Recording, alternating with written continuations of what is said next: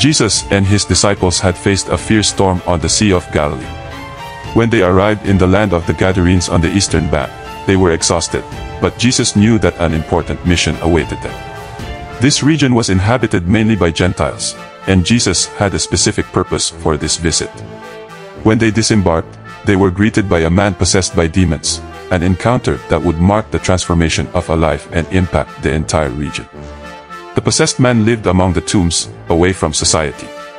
He was tormented day and night, screaming and hurting himself with stones. The community had tried many times to bind him with chains and shackles, but he always broke them. His torment was not just physical, but also spiritual and emotional. People were afraid of him and avoided him, leaving him alone in his misery. Jesus' arrival brought hope he had never experienced before. When the man saw Jesus from afar, he ran to him and prostrated himself at his feet. Even in his possessed state, he recognized the divinity of Jesus. Shouting in a loud voice, he said, "What have I to do with you, Jesus, Son of the Most High God? I beg you, do not torment me." Jesus, with sovereign calm, ordered the unclean spirits to leave the man. Jesus' authority over the demons was evident, and they, fearing the abyss, begged him not to send them there. The demons asked Jesus to allow them to enter a large herd of pigs that were grazing nearby. There were about 2,000 pigs on the hill. The demons, knowing the power of Jesus and not wanting to be sent to the abyss, saw the pigs as an opportunity to avoid their dark fate. Jesus allowed it, and the unclean spirits came out of the man and entered the pigs. The entire herd, possessed by demons, ran desperately down the steep slope and drowned in the sea. Those who tended the pigs were terrified and fled to the city and fields, telling everyone what had happened. The news spread quickly, and people came to see for themselves. They found the man who had previously been possessed, now sitting, clothed and in his right mind at the feet of Jesus. This miraculous transformation caused both awe and fear. Many were amazed at Jesus' power, while others, fearing change and economic loss, asked him to leave the region.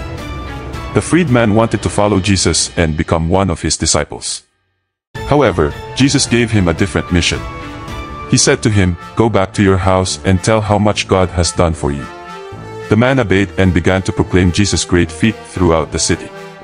His testimony had a profound impact, for he was living proof of God's transforming power. The people who knew him before, upon seeing his transformation, began to question their own lives and seek God.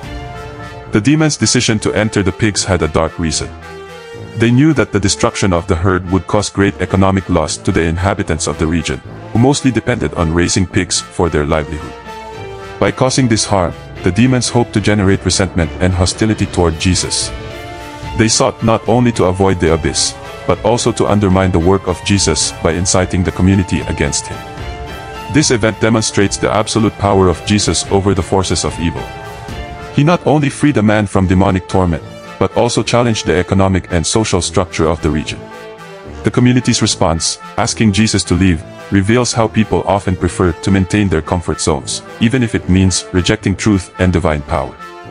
However, the freedman's testimony began to plant seeds of change. After Jesus left the region of the Gadarenes, the freedman continued to share his story.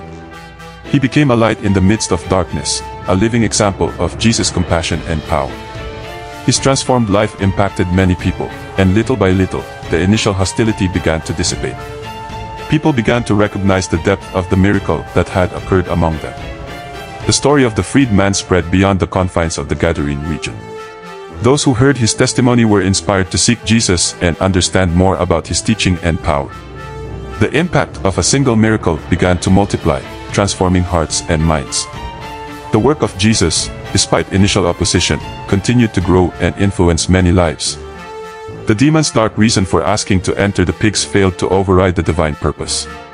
The liberation of the possessed man and his subsequent transformation were a victory over evil and a demonstration of God's love.